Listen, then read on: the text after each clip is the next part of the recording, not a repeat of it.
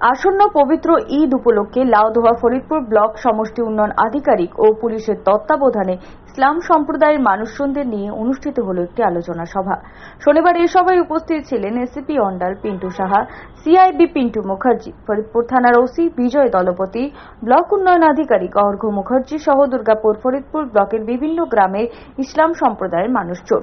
এদিনের অনুষ্ঠানে এসিপি অন্ডাল পিন্টু সাহা আসন্ন ঈদের শুভেচ্ছা জানিয়ে বলেন, ইসলাম সম্প্রদায়ের মানুষজনদের নিয়ে পবিত্র ঈদ উপলক্ষে যে আলোচনা সভাটি অনুষ্ঠিত হয়, এই সভার মূল উদ্দেশ্য শান্তিপূর্ণভাবে ঈদ উৎসবটি পালন করা।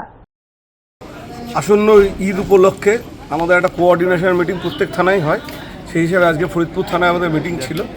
ওই মিটিংয়ে বিভিন্ন ইমাম সাহেবরা, ফরিদপুর লাউদোহা ব্লকের ইমাম সাহেবরা উপস্থিত ছিলেন, বিডিও সাহেব ছিলেন, আমাদের সিআই সাহেব এবং অন্যান্য পুলিশ আধিকারিকরা ছিলেন, ইমাম সাহেবরা এবং বিভিন্ন জনপ্রতিনিধিও ছিলেন। তাদের সামনে আমাদের ঈদের যাতে সুষ্ঠুভাবে হয়, এলাকায় শান্তিপূর্ণভাবে হয়, সেই নিয়ে আমরা আলোচনা করলাম। আলোচনা খুব সুন্দরভাবে সমাপ্ত হয়েছে। আশা করছি খুব ভালোভাবে ঈদ প্রতিপালিত হবে। ঈদের শুভেচ্ছা, অগ্রিম শুভেচ্ছা সবাইকে জানাচ্ছি। প্রণয় বন্দ্যোপাধ্যায়, 99 নিউজ বাংলা, লাউদোহা।